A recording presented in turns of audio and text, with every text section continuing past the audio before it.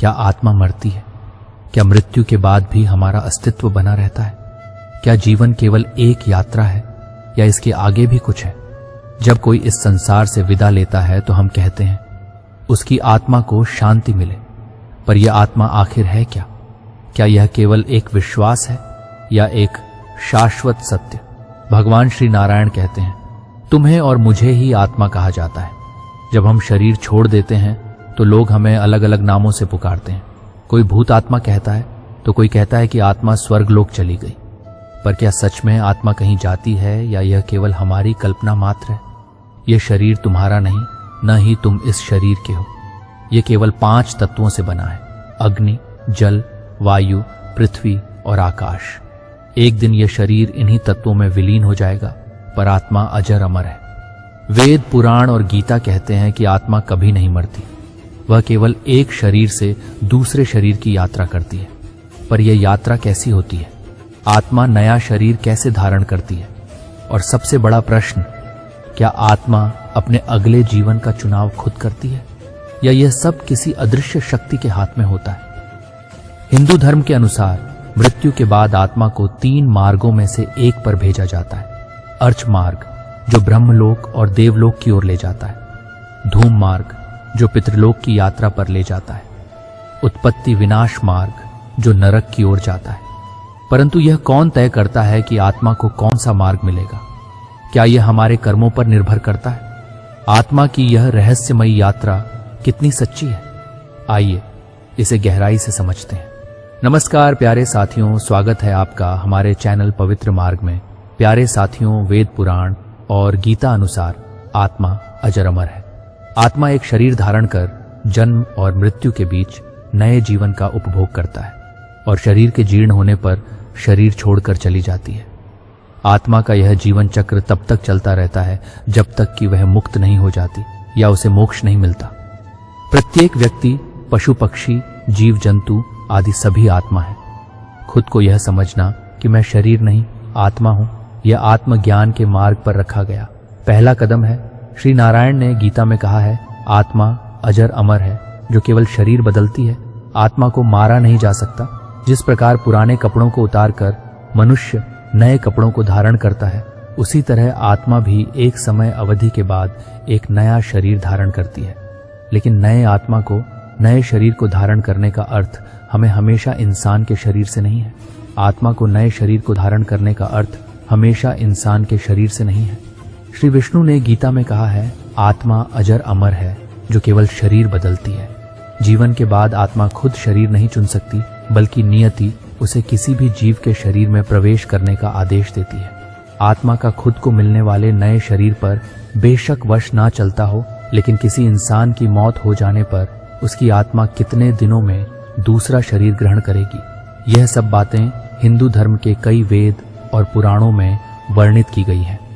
प्रिय मित्रों, किसी व्यक्ति की मौत होने पर आमतौर पर आत्मा तत्काल ही दूसरा शरीर धारण कर लेती है, लेकिन मनुष्य रूप में जीवन में किए गए विभिन्न कार्यों के आधार पर कभी कभी आत्मा को दूसरा शरीर लेने के लिए लंबी यात्रा करनी पड़ती है, जिनमें कुछ आत्माएं 3 दिनों के भीतर दूसरा शरीर धारण करती हैं। इसलिए कई लोगों द्वारा इस मान्यता को मानते हुए तीजा किया जाता है। कुछ आत्माएं 10 दिनों या 13 दिनों में दूसरा शरीर धारण करती हैं, इसलिए 10वां और 13वीं मनाई जाती है। वहीं कुछ इंसान ऐसे भी होते हैं जिनकी मृत्यु दर्दनाक समय से पूर्व या किसी इच्छा के अधूरे रह जाने के कारण से उनकी आत्माएं दूसरे शरीर में ना जाने का हठ करने लगती हैं। इसलिए उन्हें दूसरा शरीर प्राप्त करने के लिए 37 या 40 दिन लगते हैं। वहीं अधिकतर लोग अपने किसी प्रियजन की मौत के 1 साल बाद उनकी बरसी भी करते हैं। इसका अर्थ यह होता है कि अगर किसी कारणवश उनकी आत्मा प्रेत योनि में चली गई हो तो उनकी आत्मा को उसी योनि में शांति मिले और वापस से उनकी आत्मा को यह कष्ट न उठाना पड़े। आत्मा एक रहस्य है। मनुष्य जब से इस पृथ्वी पर आया है, उसकी उत्सुकता इस बात में रही है कि वह उस मूल तत्व को जान सके जिसे आत्मा कहते हैं। भगवान श्री विष्णु ने आत्मा का विस्तार से वर्णन किया है और बताया है कि प्रत्येक मनुष्य के शरीर में आत्मा रूप में मैं विराजमान रहता हूँ। आत्मा ही जीवन है, आत्मा ही मूल सत्य है, आत्मा ही ज्ञानी है, आत्मा अजर है, अमर है।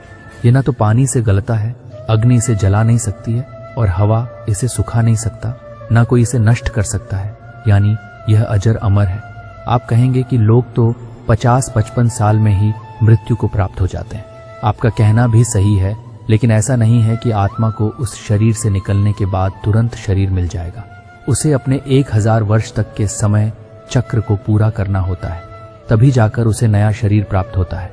अगर आकस्मिक कारणों से शरीर त्याग करना पड़ता है और कर्मों का फल व्यक्ति को नहीं मिल पाता है, तब बार बार जन्म लेकर सुख और दहक को भोगता हुआ 1000 वर्ष का क्रम पूरा करना पड़ता है। व्यक्ति के रहन सहन, खान पान, योग ध्यान के अनुसार आत्मा शरीर में कितने दिन ठहरेगा यह तय होता है। शास्त्रों और पुराणों में कई ऐसे उदाहरण मिलते हैं जिसमें योग और ध्यान के बल पर मनुष्य ने आत्मा की पूरी उम्र यानी 1000 वर्ष तक पृथ्वी का सुख प्राप्त किया है। भगवान राम, 5 पांडव, भगवान श्री कृष्ण ऐसे ही कुछ उदाहरण हैं जिन्हें दीर्घ काल तक पृथ्वी का सुख प्राप्त किया और दुख भी मिले।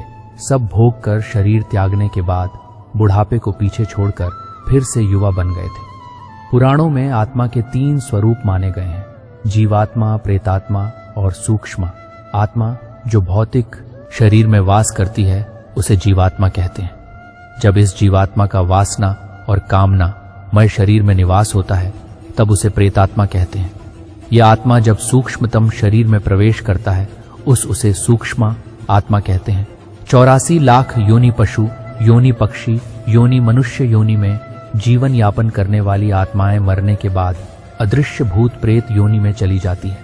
आत्मा के प्रत्येक जन्म द्वारा प्राप्त जीव रूप को योनि कहते। ऐसी 84 लाख योनियों हैं जिसमें कीट पतंगे, पशु पक्षी, वृक्ष और मानव आदि सभी शामिल हैं। हिंदू धर्म की मान्यता के अनुसार जीवात्मा 84 लाख योनियों में भटकने के बाद मनुष्य जन्म पाती है। 84 लाख योनि निम्नानुसार मानी गई हैं।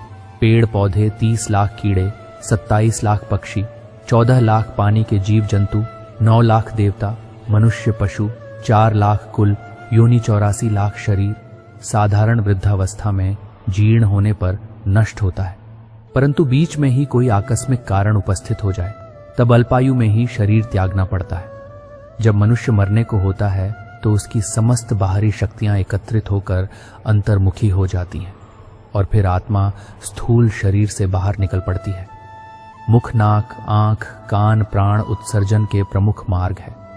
दुष्ट वृत्ति के लोगों के प्राण मल मूत्र के मार्ग निकलते देखे गए हैं। योगी और सत्कर्म में रत आत्मा ब्रह्म रंध्र से प्राण त्याग करती है। मृता स्थूल शरीर से अलग होने पर सूक्ष्म शरीर में प्रविष्ट कर जाती है। यह सूक्ष्म शरीर ठीक स्थूल शरीर की ही बनावट का होता है जो दिखाई नहीं देता। खुद मृता को भी इस शरीर के होने की बस अनुभूति होती है, लेकिन कुछ आत्माएं ही इस शरीर को देख पाती हैं। इस दौरान मृतक को बड़ा आश्चर्य लगता है कि मेरा शरीर कितना हो गया है और मैं हवा में पक्षियों की तरह उड़ सकता हूँ। स्थूल शरीर छोड़ने के बाद आत्मा अपने मृत शरीर के आसपास ही मंडराता रहता है। उसके शरीर के आसपास एकत्रित लोगों के वह कुछ कहना चाहता है, लेकिन कोई उसकी सुनता नहीं है। मृत आत्मा खुद को मृत नहीं मानकर अजीब से व्यवहार भी करता है। वह अपने अंग प्रत्यंग को हिलाता डला है, हाथ पैर को चलाता है, पर उसे ऐसा अनुभव नहीं होता कि वह मर गया है। उसे लगता है कि शायद यह सपना चल रहा है, लेकिन उसका भ्रम मिट जाता है। तब वह वापस मृत शरीर में घुसने का प्रयास करता है, लेकिन वह उसमें सफल नहीं हो पाता। जब तक मृत शरीर की अंत्येष्टि क्रिया होती है तब तक जीव बार बार उसके शरीर के पास मंडराता रहता है। जला देने पर वह उसी समय निराश होकर दूसरी ओर मन को लगाने लग जाता है, किंतु गाड़ देने पर वह उस शरीर का मोह नहीं छोड़ पाता और बहुत दिनों तक उसके इधर उधर फिरता करता है। अधिक माया मोह के बंधन में अधिक दृढ़ता से बंधे हुए मृतक लगभग स्मशान में बहुत दिनों तक चक्कर काटते रहते हैं। शरीर की ममता बार बार उधर खींचती है और वे अपने को संभालने में असमर्थ होने के कारण उसी के आसपास रुदन करते रहते हैं। कई ऐसे होते हैं जो शरीर की अपेक्षा प्रियजनों से अधिक मोह करते हैं। वे मरघट के स्थान पर प्रिय व्यक्तियों के निकट रहने का प्रयत्न करते हैं। अब यह है कि सब बातों में कितनी सच्चाई है तो हमें नहीं पता, लेकिन पुराणों में यह सब लिखा हुआ है।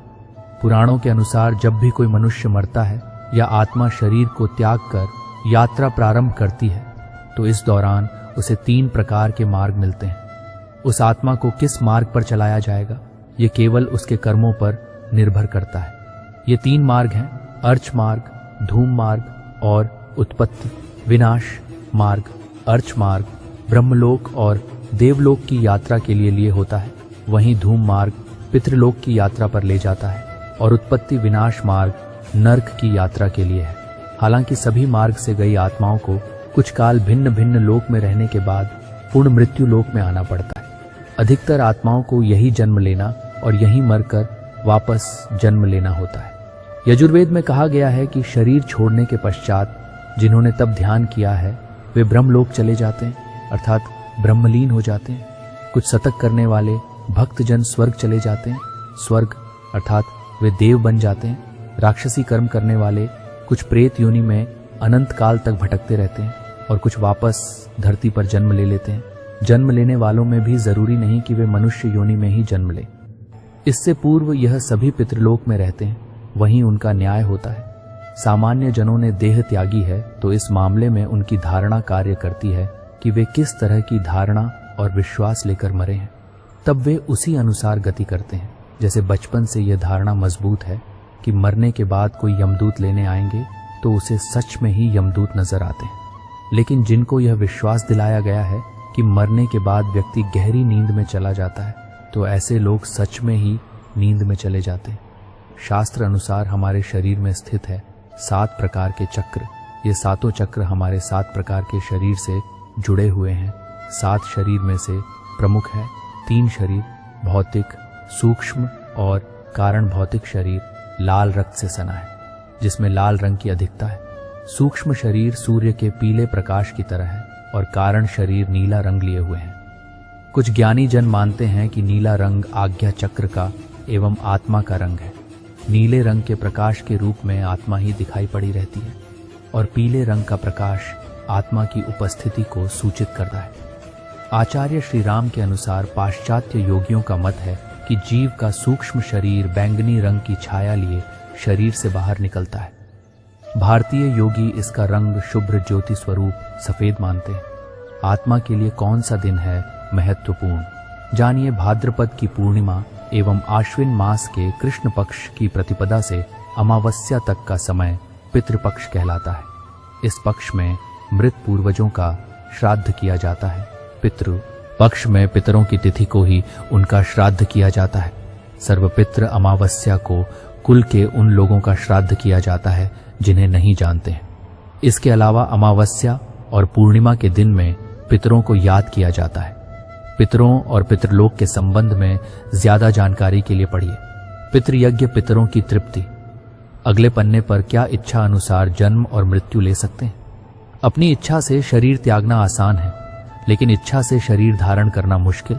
फिर भी जो व्यक्ति इच्छा से शरीर छोड़ना सीख जाता है वह इच्छानुसार जन्म भी ले सकता है। इच्छा मृत्यु शब्द का सर्वप्रथम उल्लेख महाभारत में मिलता है, जिसका अर्थ अपनी मर्जी से मृत्यु का वर्ण यानी शरीर का त्याग कर देना। भीष्म पितामह ने तीरों की सेज पर लेटकर अपनी इच्छा से मौत को बुलाया था। शास्त्र अनुसार जीव स्वयं अपनी इच्छा भाव और कर्म से संस्कारों के वशीभूत होकर जन्म ग्रहण करता है, लेकिन यह इच्छा भाव उसके जीवन पर्यंत किए गए कर्म और भोग दुख सुख से उपज है, जिसका उसे भी ज्ञान नहीं होता। ये बीज रूप में मृत्यु के साथ चले जाते हैं और व्यक्ति फिर वही जन्म लेता है जैसे कि उसका पिछला जन्म निर्धारित करता है। इसे समझना बहुत आसान है। ये बिल्कुल गणित के प्रश्न जैसा है जिसे हल किया जा सकता है। अधिकतर लोग प्रकृति के इसी नियम से बंधे रहकर जन्म लेते हैं, लेकिन बहुत कम ही लोग हैं जो जन्म लेने का स्थान चयन करके ही जन्म लेते हैं। आत्मा के बारे में सबसे प्रामाणिक उल्लेख भगवद गीता में मिलता है। कहा गया है कि आत्मा अविनाशी है, इस पर किसी भी प्राकृतिक भाव का असर नहीं होता। आत्मा पर किसी भी प्रकार की चीजें असर नहीं करती। आत्मा का एक ही स्वाभाविक गुण है, स्वाभाविक रूप से प्रसार करना और ईश्वर में विलीन होना। जब तक आत्मा ईश्वर के अपने मुख्य बिंदु तक नहीं पहुंचती, तब तक शरीर बदलता रहता है। आत्मा को देखना सामान्य रूप से संभव नहीं है। इसके लिए ईश्वर की कृपा और सूक्ष्म दृष्टि चाहिए। आत्माओं के अंदर पृथ्वी तत्व नहीं होता, अतः वायु के समान गमनशल होती है। सामान्य रूप से आत्माओं का अनुभव होने पर सुगंध का अनुभव होता है या कोई गंध सी आती है।